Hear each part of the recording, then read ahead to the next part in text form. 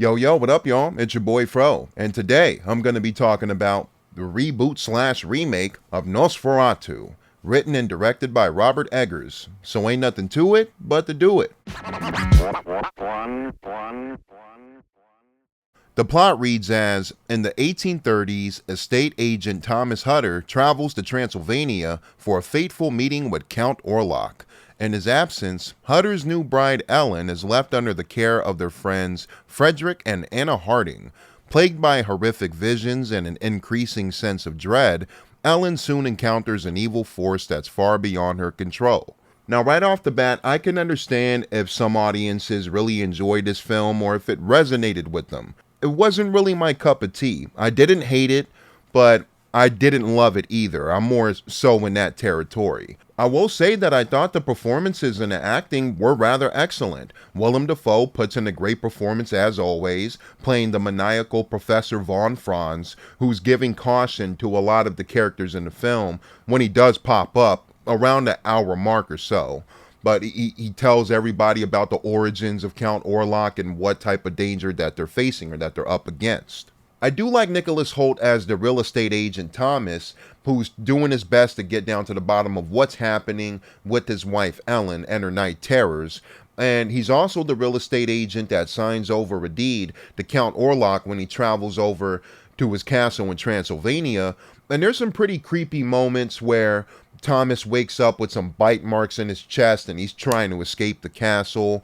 I did like Nicholas Hoult's performance, and I like a lot of the choices that he's been going after in the past couple years. Now, when it comes to Bill Skarsgård's performance as Count Orlok, I did really enjoy his vocal work overall, and now he was able to lower his voice by an octave. Really impressive work and a nice showcase. But when it comes to the physical performance and the overall look of the character, I honestly wasn't really rocking with it. The mustache definitely threw me off. And I know Robert Eggers was defending the mustache use, and he was saying, oh, give me a picture of anybody from Transylvania around that time, and they all have mustaches. In my opinion, some people might kill me for this, but again, it's just my nerdy preference. I still think the 1922 vampire Count Orlok, played by Max Schreck, is 1,000 times more frightening. He's still nightmare-inducing, just the look of him when he pops up slowly from that coffin. It's a freaky image. I did like some of the shadow use in this film that was a direct homage to the original film, where we see the shadow hand stretch out over the city, and it looks a bit like miniatures to me, but I did like the shot of it. I gotta say that.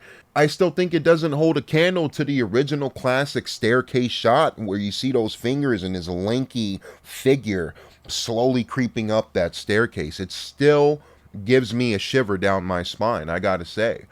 So overall, the appearance and the look of Count Orlok, I'm gonna have to personally give it to the original 1922 classic.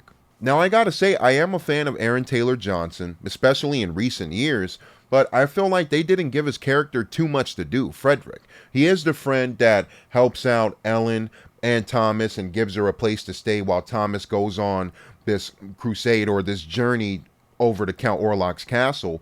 But I felt like they could have given him more meat around the bones. And he is a rather charismatic actor, for sure, but there was a really creepy choice that I don't really want to spoil.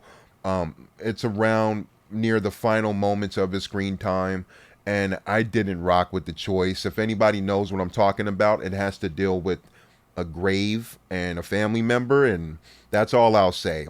It was, that moment was a thumbs down for me. I just don't rock with stuff like that in films. I know I sound snobbish, but that's me. Now, my personal biggest problem with the film is Lily Rose Depp's performance. I just wasn't invested. It wasn't for me. I thought her acting choices were really wonky and weird. For example, the possession-esque scenes that occur here and there through the film, and some of the facial expressions she's making. And it didn't really help for me that I didn't care for the character either. Yeah, Lily Rose Depp, she just hasn't done it for me. And who am I? It's just every time I watch her on screen, like The Idol with The Weeknd or Yoga Hosers, or every time I've seen her in a film or a television production, she hasn't done it for me. I did really enjoy the sequences involving the plague and all these thousands of rats that were really used for the film are scattering all over the town, and we see everybody sickly and dying.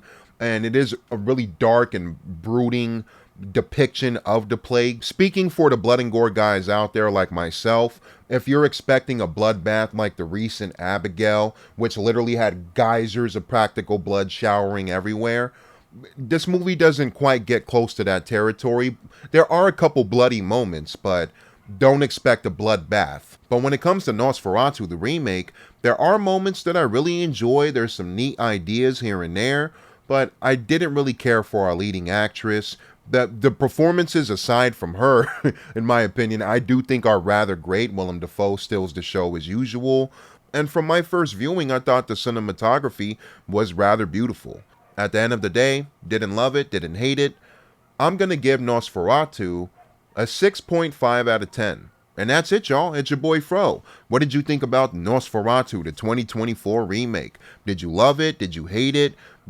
Were you split in the middle, kind of like I was? Comment below. Let me know your thoughts. In the meantime, between time, I'm on to the next review, and I'm out. See ya. Peace.